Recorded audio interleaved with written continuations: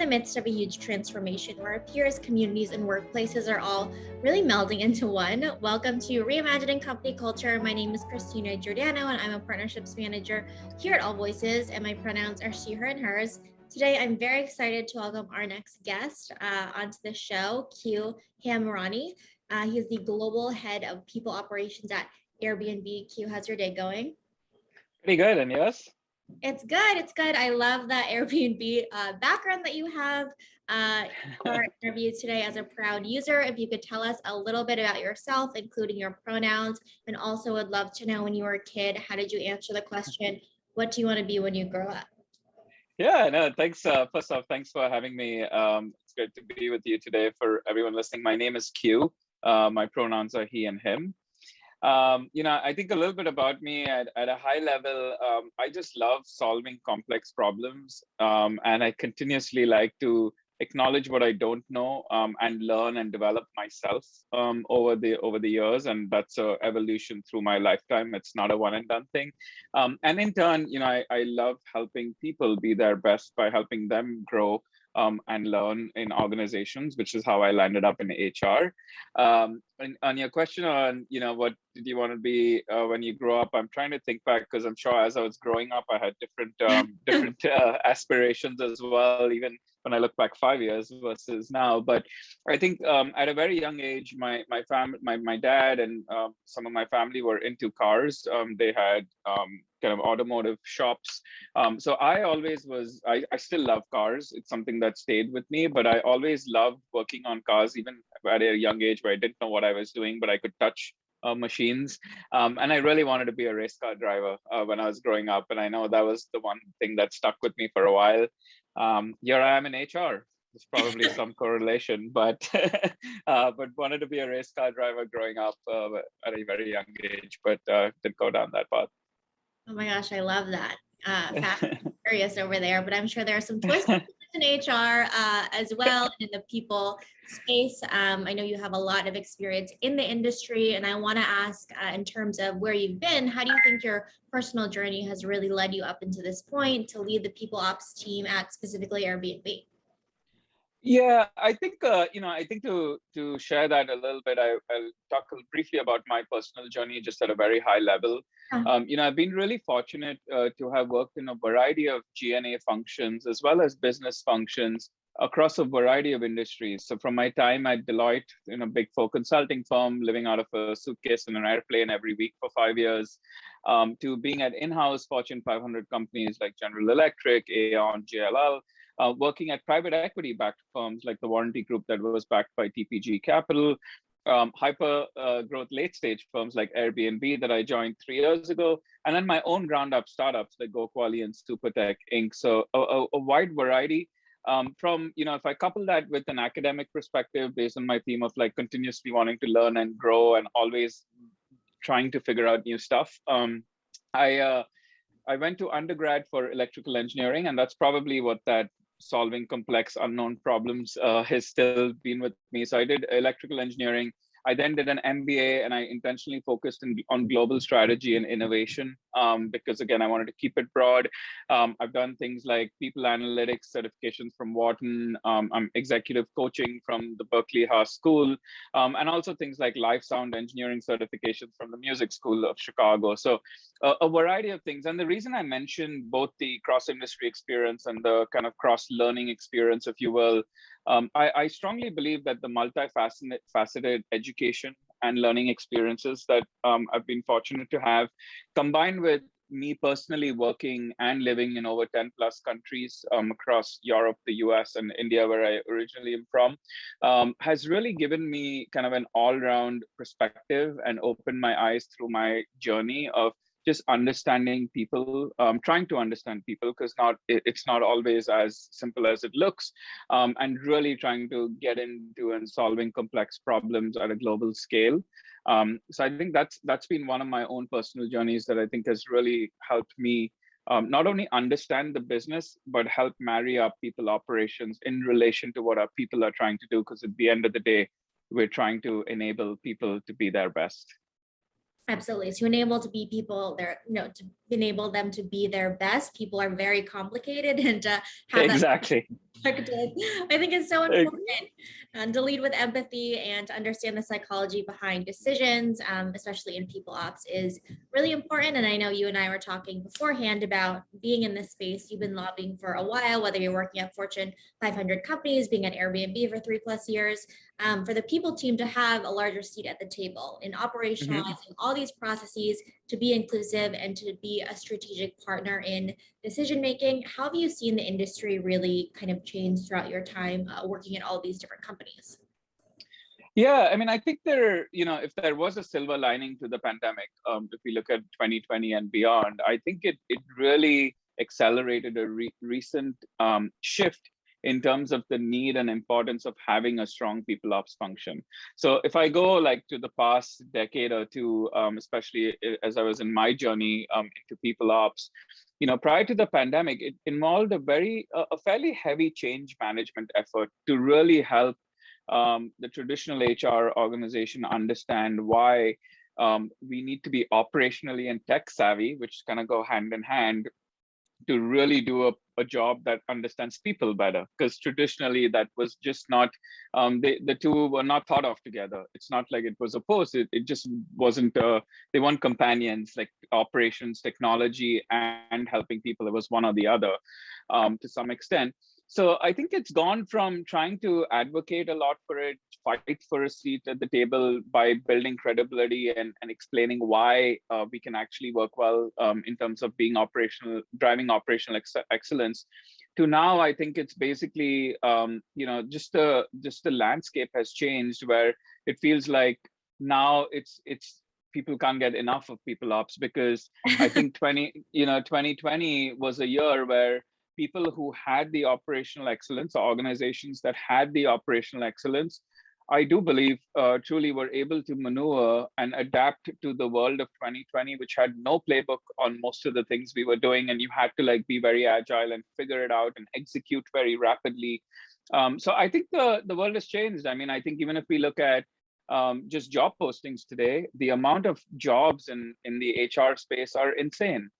And that's a proud moment, because I think it's a lot of effort for all the leaders in the space over the last decade who truly tried to change and shift the way in thinking through change management. And then you marry that up with 2020, accelerating the need to have a people function to really rely on to help people get through tough times, be it things like well-being that were never really part of a people org and now is going to be for the future.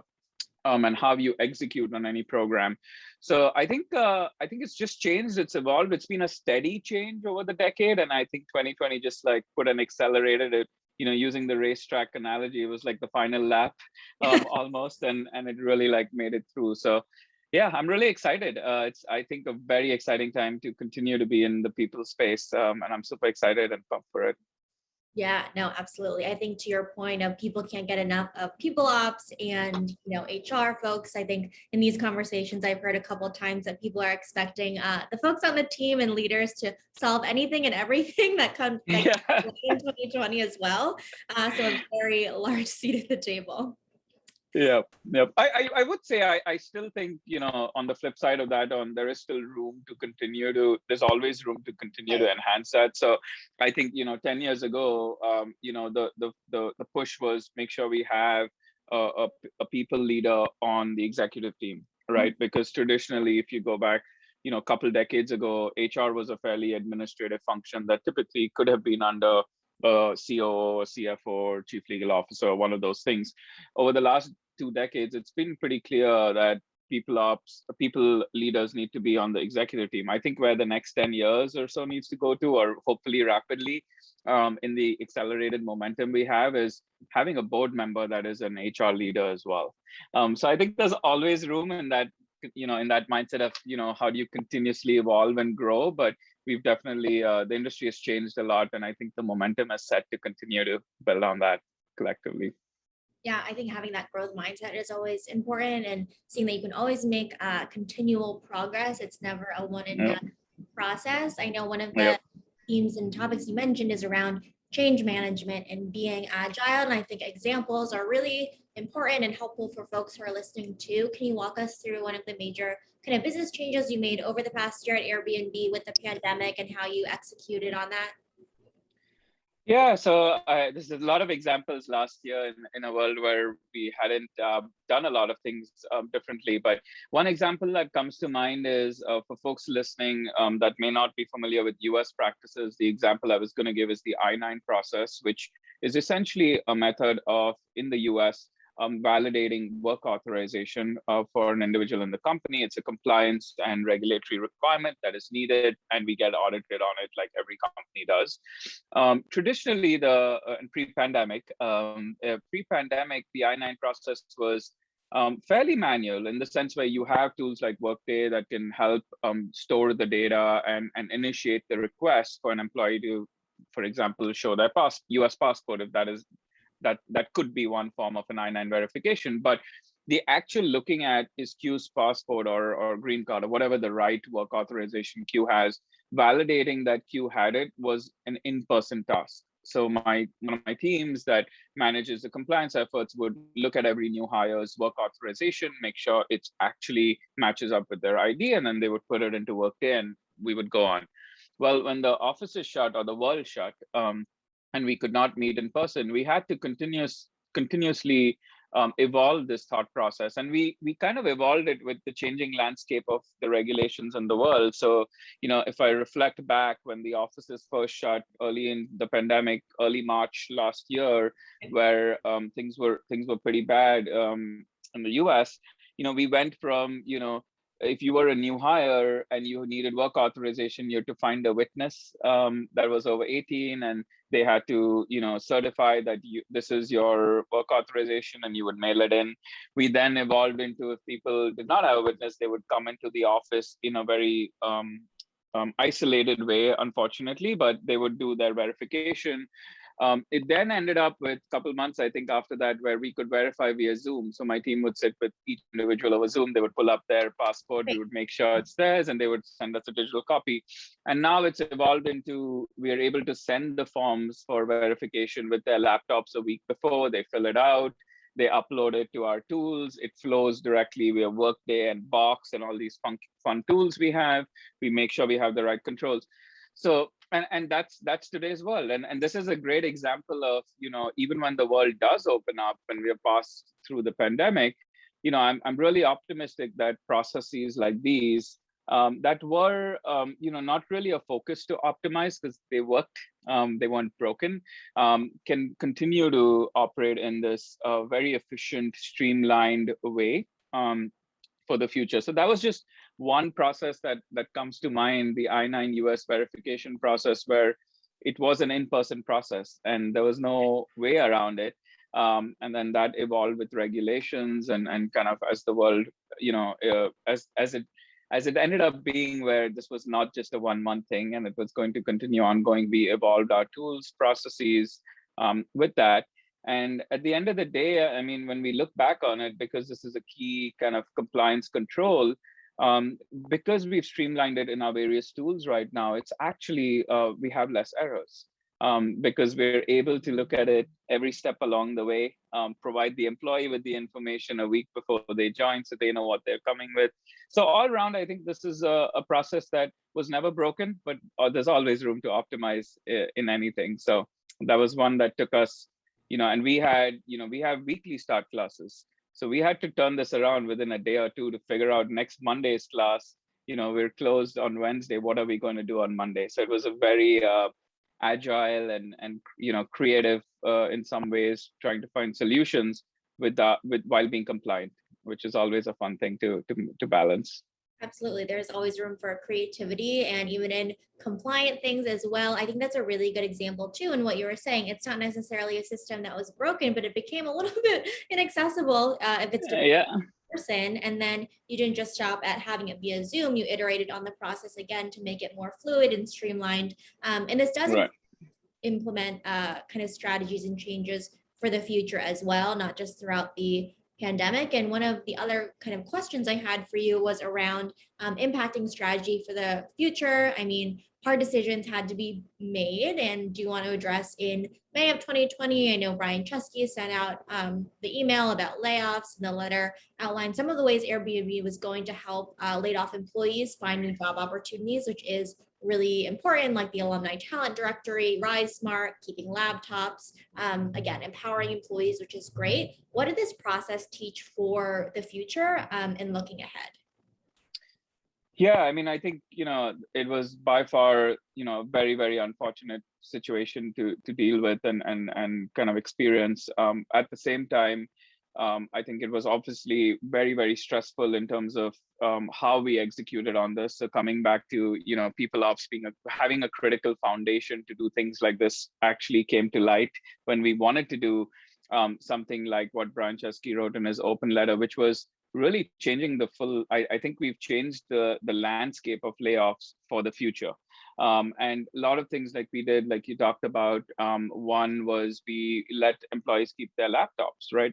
And it sounds it sounds relatively easy, like, okay, keep your laptop. But in a pandemic remote world, and in a world where rightfully security is, cybersecurity and just personal security is of top constraint, we had to spend quite a bit of effort with our partners in IT to figure out how are we going to remotely wipe someone's laptop, and not someone's, we're talking thousands of laptops, right?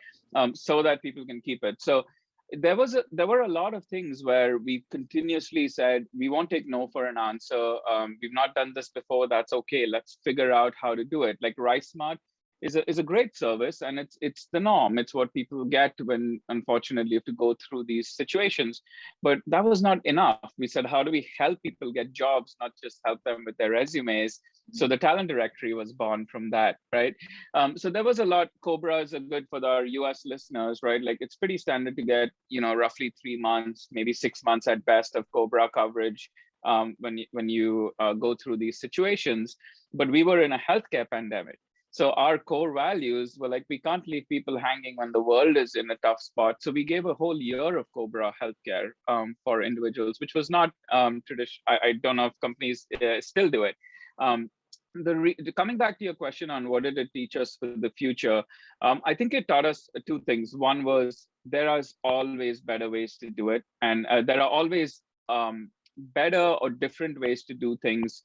They may be very, very painful to figure out, but once you get through it, you personally have the satisfaction of you did your best in a very unfortunate situation.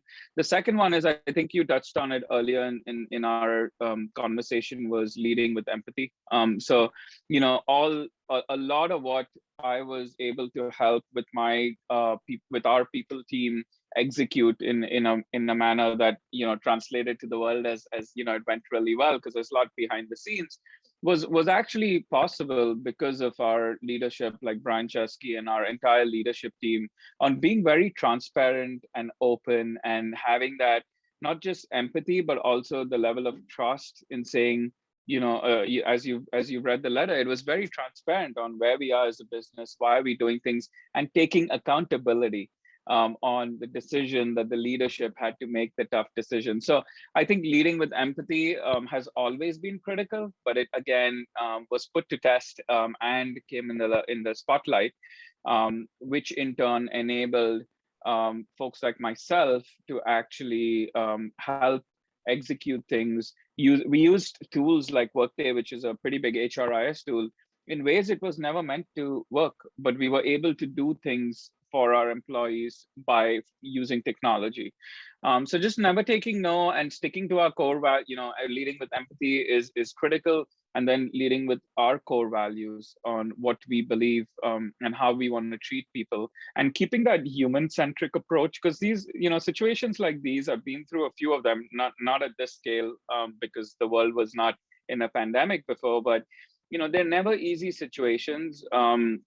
But how can you try to at least make sure you did your best and cover as many aspects of the experience for someone who's going to be in a very unfortunate situation? So a lot of lessons learned, and I still talk to individuals who, thankfully have read the open letter and want to know how it was behind the scenes. So I do think, based on my limited experience speaking to my network, that what we did was not only beneficial for our own employees, but it actually set the stage for other companies to look at, not everyone can meet all the criteria we met, and they may not be applicable, but they using that as a starting playbook to say, can we get down this checklist and see what we can do? So that itself is a pretty rewarding experience. Again, I hope no one's in this situation, but if it has to exist, how can we try to make sure we not only did what we did, but how do we share that knowledge, and also help raise the bar? Because this is, in a very weird way, it's kind of like the I-9. It's a process that always happened, existed, but there was not really a focus on making it extensively better, because we were not in a healthcare pandemic, and it wasn't like where a lot of companies were in this situation. So the world was a bit different, which always, I think, when you put, I always feel like when things are going well, it's easy to do things. When things are not going well, it's harder to do the right thing. But once you do it, it's all around kind of satisfaction in terms of you tried your best. So there's a lot of learnings that we apply, and it's made us more resilient. It's made us, I think everyone in the people profession, 2020 and beyond, has made us more resilient and made us more, I think a lot less can surprise us going forward, which is good and bad in some ways. Yeah, I think raising the bar and saying the sentence, it's hard and we could be creative and we're going to fix it. And we're going to lead with empathy and vulnerability as well. I know you mentioned that in terms of leaders and being transparent. It's kind of something that is really hard. It's a muscle you have to flex and practice and really model that behavior if you want your team members and employees to really emulate that as well. And going back to your core values as a company.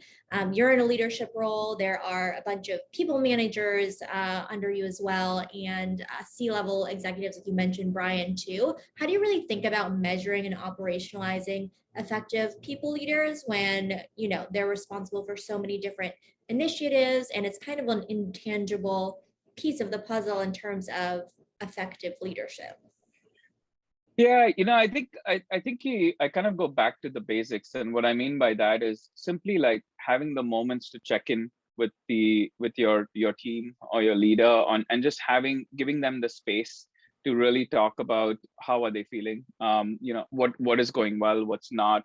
I think through 2020 I've realized that yes, there could be a work event that's leading to stress, but there's so much personal things that have happened in 2020, both from an individual well-being perspective or their family and childcare, like you name it. Like there were stress points, numerous stress points for a lot of us during 2020. So I think going back to the basics and really just in terms of measuring, really having that space to make sure you check in, talk, see what's there, where can you help, where can you support. And then I think that the flip side of that kind of goes into providing feedback and providing the team tools to learn and develop and grow, so that if they need the support, which all of us do, myself included, there's always room in some particular area, like tax treaties between countries that I've started to learn because we had to support our employees, but I had no idea what they were. How do you get the feedback, learn? So I think it's just really going back to the basics, check in, provide the space in terms of measuring, and in terms of operationalizing, have the conversations continuously, provide feedback and tools to grow. And I think that's really, come to light again, that those small moments can really, really matter, just to get that space to connect for both sides.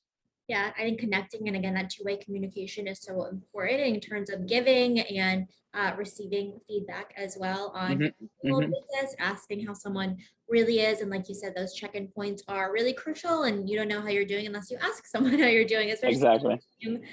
Too, to see, if your leadership skills are manifesting in the way that you think they are. It sounds like you're working on a lot of things, from tax treaties to, operating, making things very streamlined. So I want to ask personally for you, how do you proactively prevent burnout for you, your team, and how are you thinking about that at Airbnb at large? I know you mentioned at the top of our call, like well-being wasn't something traditionally thought about, but now it is very much thought about for everyone. And burnout does not only relate to work, as you kind of mentioned in the previous answer as well, but it's all of the things that are happening in one's life. How are you thinking about that? Yeah. So I guess I'll talk about this in kind of three ways. One is the organizational view, and then maybe the team view and my personal view, because I think they all are different but related in some ways. So at the organizational level, I think to your point on well-being, I think it has to be a focus of what are we actively doing to help our employees with their overall mental and physical well-being. It could be things like, providing anything from like the Calm or Headspace app membership, to providing tools and just care and support systems so that they can alleviate themselves from stress in whichever way appropriate for them. So the well-being programmatic side is definitely a focus. Now it's no longer just can you provide a medical plan, it's what can you do to make sure that overall health is also maintained.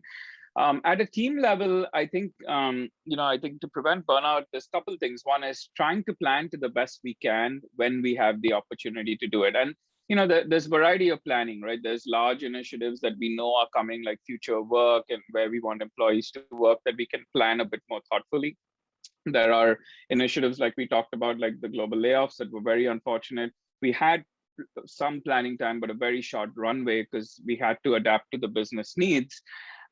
So when you have a short planning window and everyone is, like I barely slept the month before the layoffs, and that was because of my own stress levels leading up to it.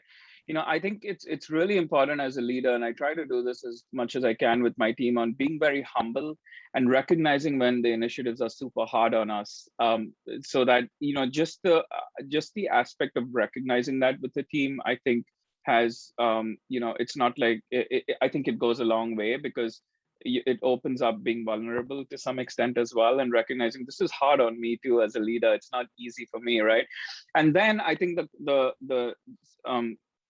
the next step from that is taking time to recharge, right? So after you have a crazy initiative that might take you very hard on a month, even if it's taking 3 days off to recharge. Like I remember I went up to the cabins in Santa Cruz Mountains, 2 months out in sometime last summer, and I just shut off because I knew personally I was burning out, but that was enough for me to get recharged. So moving on to the personal front, I think it's, there's each individual, people are complex, what works for me may not work for others, but what works for me is couple things is and this is a pandemic activity that I started, which was going on walks. I started going on, like an hour walk. I live in the city in San Francisco, going for a 1 hour walk every day.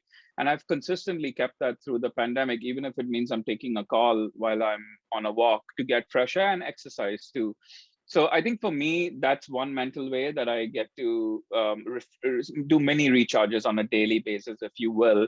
But overall, I think folks just need to find what gives them that small relief of stress, and then continuing to work on it. I will also admit, while we talk about this, I'm not the best at it. So I actually typically do these recharge moments when I'm almost burnt out. And ideally, this is something I'm working on myself too, is how do I continuously do that over time so I don't get to the burnout point. I'm one of those that tends to work so hard, and at the time when I'm super cranky in the house and my wife's not happy with just my overall mood, I realize I need to take a break and I recharge and then I get back to it. That's something I'm working on myself too. So I think everyone needs to find what works best for them. But I think you can do things at the organizational level programmatically. You can do things at the team level as a leader by just being vulnerable, accepting this is hard, and then giving the team the space to recharge, even if it's a day off or whatever the right way may work. And then on the personal level, there's a variety of things that may work for folks. I'm still trying to find my right balance, but so far walks have been helping me stay a bit healthy, and the fresh air has been very helpful, more than I ever thought it would be. So I'm still working on that. I love going on walks and taking meetings and calls, and I think that's so helpful in terms of a change of scenery and getting as well for creativity too. I know I like the way that you broke it out into those kind of different parts, and I want to ask too, in terms of, it could be a little bit easier, one could argue, to recognize when you yourself are burned out. But say you are working on a team and you're noticing someone is on Slack until like 1 a.m. and they just seem tired, or you think that they are burned out. Do you have recommendations on how to approach that person, whether you're a peer or a manager, to say, hey, maybe use one of the Calm app, like Calm or Headspace apps that we have, or hey, how much sleep are you getting? How would you approach that person? Yeah, I think this comes back to kind of our previous conversation on just doing regular check-ins. And sometimes they may be scheduled, sometimes they're unscheduled, right? To your point, if you notice someone is working late, you notice, you can, fatigue can be noticed because it's real, we're all human. Really doing that ad hoc check-in too, right? To say, how are they doing? Is it something, sometimes I've learned that it could be a stress at work due to something that's outside work, right? It could be something in their personal life that's stressful, that's leading in. So I think it just goes back to checking in with them. Obviously, I agree with you. I think to some extent reminding them of the programs we have, but at the end of the day, checking in with them is what I would do. I think each individual knows best what would work for them, if it's one of the Calm apps or not, but reminding them that we have what we have.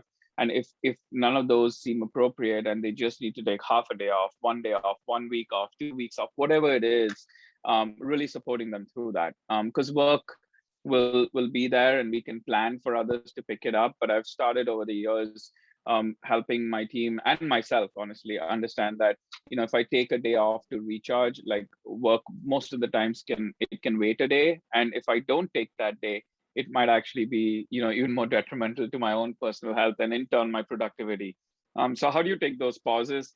Coming back to the racetrack analogy, like how do you go to the pit stop when you need to, so you Yeah. don't blow your tires out on the next track and you're out of the race? So I think it's just finding those moments, acknowledging them. And I've tried to build my leadership style over the years where my team is, we're pretty transparent with each other. So sometimes I may not see it, but they hopefully, and we've had instances where they feel comfortable bringing it up to me in case I have not noticed it. So it all comes back to really being a good leader, checking in, providing the space and listening, or at least asking in terms of checking in. Yeah, I think check-ins, again, that conversation, so important. And we've talked a lot about having those conversations as well, whether it's someone's on your team or they're just at Airbnb at large too. How do you see the impact of just building that trust, leading with empathy and vulnerability, and really doing those check-ins, impacting your culture and manifesting at the company at large? I mean, I think at a high level, it will, I think I look at this as enhancing our culture. So when our one of our core values is be a good host, right? And that could imply to an Airbnb guest, but that's also internally to being a good host to each other, like essentially making sure that we are caring for each other, we're checking in with each other, we're providing help if we can, and sometimes help is just space and a conversation. It's not necessarily more. So I think all these things that were, kind of status quo, and we did them well. Some organizations did them differently, but I think through the pandemic they've just been that much more critical. So I think I think the impact is just going to be one that will be beneficial to both sides, the individual employee as well as the employer. Because if you bubble this up to a macro perspective, and productivity and flexibility and retention and all the fun metrics of HR and people that we've been trying to make sure we meet, this all this feeds into that, right? So at a macro level, if you can keep your people engaged, you can support them, know that you're there. Sometimes just knowing that you're there, sometimes it's not even a conversation, it's just saying, hey, I'm here if you want to talk at any point, is also goes a long way, just for folks to know that they have someone to speak to. So I think for us specifically, I think it aligns perfectly with our core values that have always been there. So I think it was pretty organic, and that's one thing we were able to do well. And it clearly reflects in, like, Brian's open letter too. Like, that is how we look out for each other, almost as family. So I think for us, it's just it's going to be very beneficial, and I do think it's overall the right and healthy thing to do collectively as well.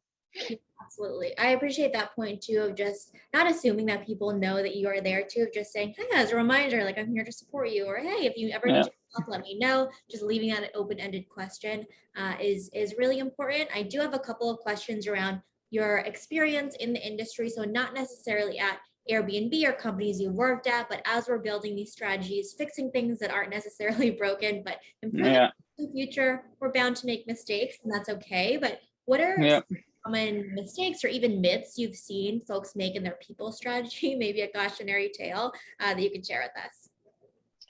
Yeah, I think the biggest thing for me that I've seen and kind of worked through, good and bad, is I think folks tend to want to kind of, I'm trying to think of the right, and folks tend to want to boil the whole ocean right away to solve a problem. And I think it's to our point, discussion point earlier. This is an evolution. It's continuous and it will keep improving. So I think in terms of tackling or myths or mistakes, I would say, don't always think that you have to solve everything. So especially an example like an example I can give is, at Airbnb and a lot of other companies that are in hyper growth, which is very common as folks are building new organizations and finding their product fit. There is always debt collected. It could be tech debt, or in HR I call it org debt. No matter what the function is, there's debt collected. Yeah. And I do think a lot of times it's an art of balancing what is the short-term gain, which is like a band-aid fix or a small fix you can do, for your long-term pain, right? So you look at it and you say, okay, like I can fix these three things now, but I'm going to pay the price a year from now or 6 months from now. So really, like, I think trying not to fix everything, but looking at it strategically to say, some things we can fix now, some things may not. So I would say just building, I guess what I'm trying to say in better words is building a roadmap and really taking the time to pause and understand where we are and where we want to go before jumping into fixing things. Because sometimes, and I've done this early on in my career too, where you start fixing things and you realize the eighth thing you fixed actually broke the first thing, and we are redoing some of the work. So really just taking that moment to pause and building a strategic roadmap, be it your tech stack in HR, be it your programs, and how do they, at the end of the day, kind of tie to the overall goals and objectives, because resources are always limited. You can't do everything. So how do you prioritize and strategize to the best you can? So don't go to fix everything in 1 month, but try to figure out what are the building blocks that will help from a foundational perspective for longer term agility, and just aligning with the business. Yeah, absolutely. There's always a limited amount of resources, and the one resource you definitely can't make more of is time. So exactly. So important. You can't prioritize everything or boil the ocean like you're talking about. So I think it's important too. I guess on the flip side, what are you looking forward to in terms of the coming years, and what are you most excited about when you're thinking about the space? Yeah, gosh, there's so much. I would say like the biggest thing that I'm excited about is just helping define collectively with all the people leaders across organizations, and also for our organization, is what the future of work will be. Yes, I think couple themes have been pretty clear and are here to stay. For example, employee-led flexibility, like that is here to stay. There's a couple things at a macro level. We just don't know which way the world is going. We don't know what we can support. So how I'm really, really excited of the unknown, I guess, coming back to the intro, in terms of, I think we have a unique opportunity in the people space to really break norms around things like, how did we work in the past, synchronously or asynchronously? And these kind of opportunities to like define the ways of working and the future of work don't come by often. So I'm really excited to have that. It's that canvas relatively open. A lot of the norms, like remote work, for example. I worked with leaders throughout my career that were not okay with remote work even till the pandemic hit, while some were very open to remote work earlier on. Well, guess what? The pandemic kind of blew past all those hurdles and clearly showed organizations that they can work productively in a remote environment. They could take companies public in a remote environment. So, how do we move on from here? How do we not go back to what we were doing before in terms of macro level ways of working? And how do we use what, the silver linings, if you will, from the pandemic in terms of remote work?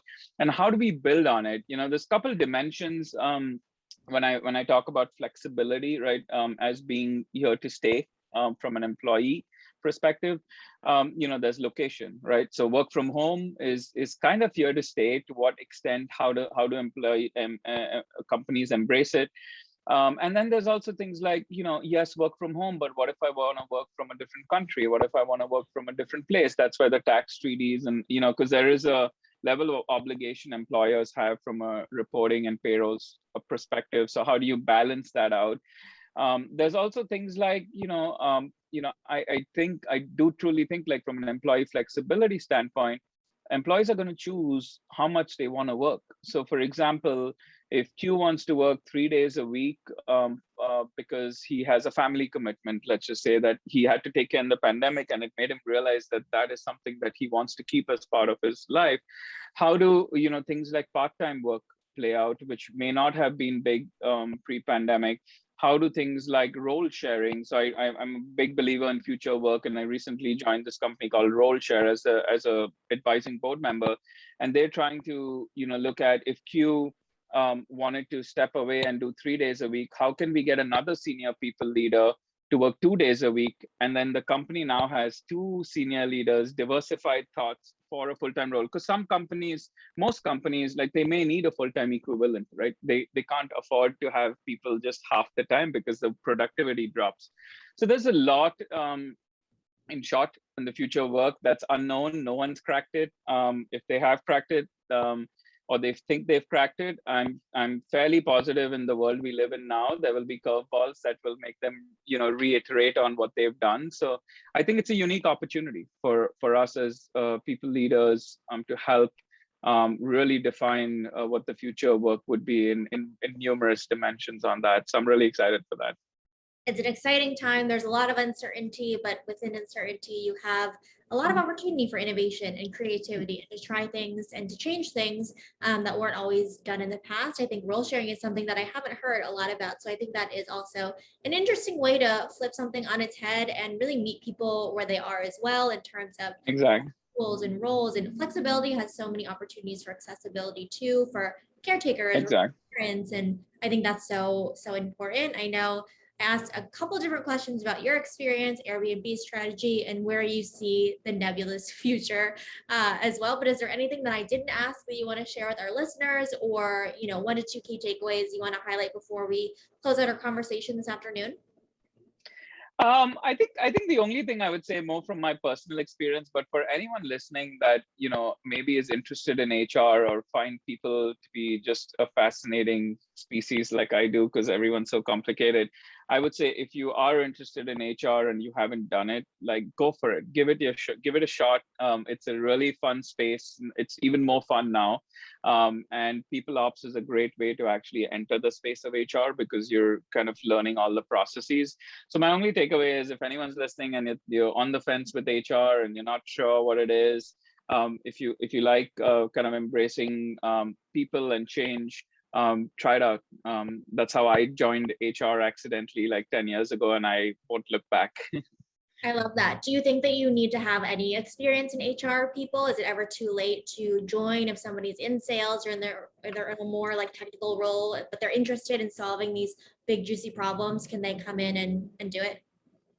I do strongly believe they can do it at any point in time. Like, I was an engineer. I started in finance and did strategy and ops, and I hit on HR midway through my career. I think there are a lot of transferable skills in every function. So sales, for example, or customer support, the experiential piece of working with clients is so beneficial in the HR people ops space. So I don't think it's ever too late. And I think people ops within HR specifically is a pretty broad space where I often look for folks that are not traditionally in HR as well, to help complement the skill sets within the team and really help us think in different ways to advance ourselves. Awesome. Q, I really enjoyed speaking with you this afternoon. Thank you so much for sharing Likewise. insights with us. And yeah, have a good rest of your afternoon. You too. It was a pleasure. Thanks for having me on, and looking forward to connecting soon. Yes, absolutely. And as a reminder for folks who are listening, AllVoices believes in the empowerment of everyone in an organization to speak up, and we know it's a requirement for the company to succeed.